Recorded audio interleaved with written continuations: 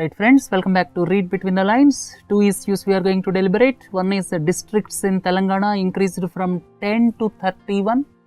What are the positive aspects and negative aspects? And the second aspect is on an experimental basis, direct benefit transfer in kerosene was introduced in Jharkhand. So we are going to deliberate on these two issues. First one is districts in Telangana increased from 10 to 31. And please don't forget, Telangana is the youngest state, 29th state of Indian Union, formed on 2nd June 2014. And another important aspect is previously in the erstwhile combined state of Andhra Pradesh, there were 23 districts, and after bifurcation, 10 districts have gone to Telangana and 13 districts have gone to the newly carved out state of Andhra Pradesh. Now, Telangana government increased the total number of districts from 10 to 31. And what are the positive aspects? I have listed some points here. First and the foremost is district headquarters are closer to the people, and no district headquarter is farther away by more than 70 kilometers. So this is one advantage. People can go to district headquarters within the shortest possible time, and the visits by district higher officials are also quite frequent. Then it results in decentralization, and basically governance at the doorstep is the guiding spirit behind creating more number of districts, and it will facilitate better monitoring of delivery of various government schemes, and even distribution of resources is possible. And if you look at other aspects, local inputs in the framing of developmental works is possible because the district headquarters are closer to the people, and it is example of bottom up development. That means the people will have greater say in development of their own areas, and it is classic example of bottom up approach. District headquarters quite closer to the people, and planning can be done by looking at the real difficulties in the rural hinterland. And the last one is senior officials nearer to the place of living will give a sense of satisfaction, and grievance redressal will become quite easy with implementation of smaller districts. And negative aspects, the division of the districts somewhat is not on scientific lines, and the population in one district is close to 5 lakhs, and some of the districts have got 25-30 lakhs. So the division of districts somewhat is not on scientific lines. The second one is finding suitable senior officials to man these many districts may be another challenge. They can find senior officials, but finding suitable senior officials, that means senior officials who can deliver the goods in these many districts, is a real challenge. And in country's history, there are very few cases till date that creation of more districts resulted in improvement in governance.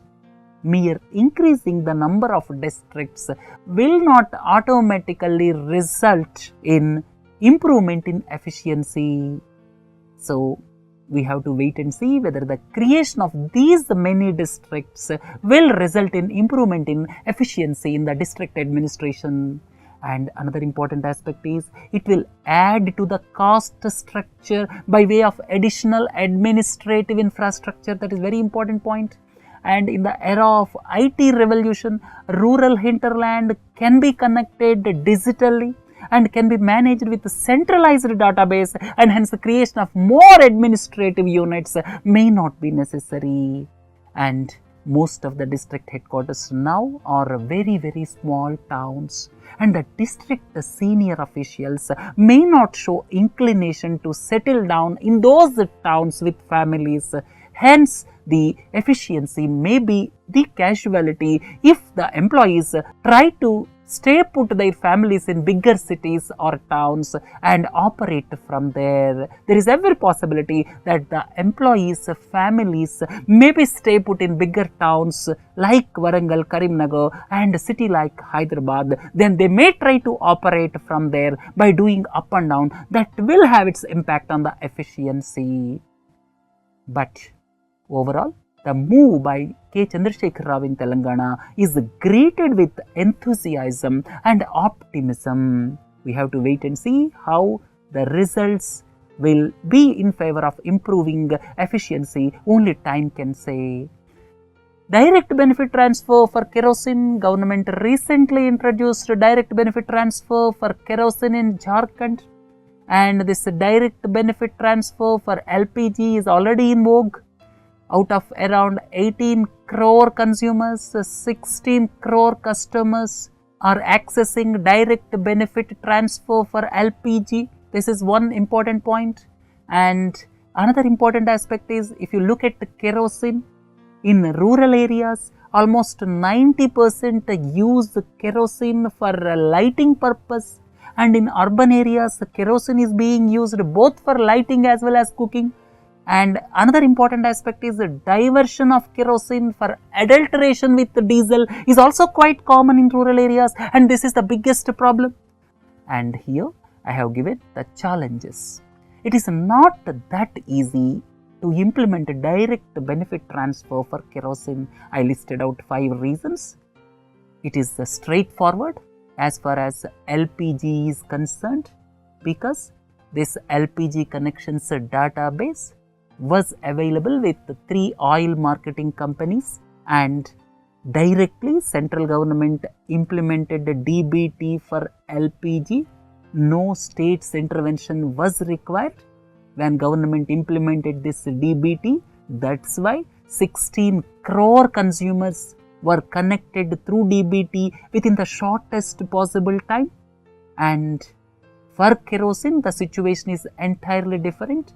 In case of kerosene, subsidized kerosene is given through public distribution system, and this database is managed by state governments, and digital database of public distribution system is not yet available from all the states. So, it is not that easy to implement a direct benefit transfer for kerosene across the country, because the database is maintained by various states as kerosene is supplied through public distribution system, and some of the states have not made available digital database of public distribution system. So, this is the real problem which the central government may face if they try to implement direct benefit transfer for kerosene across the country.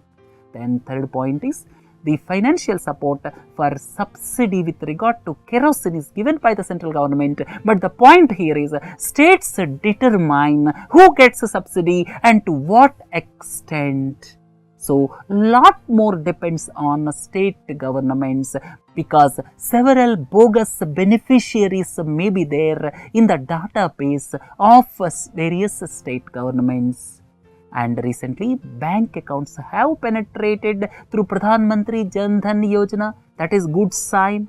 But when this direct benefit transfer for kerosene is transferred to their bank accounts, in rural areas, people are finding it difficult to go to the bank branch for accessing or for withdrawing that money, because normally in rural areas, people are engaged in one or the other works like agriculture, maybe small scale industry, from morning hours to evening hours.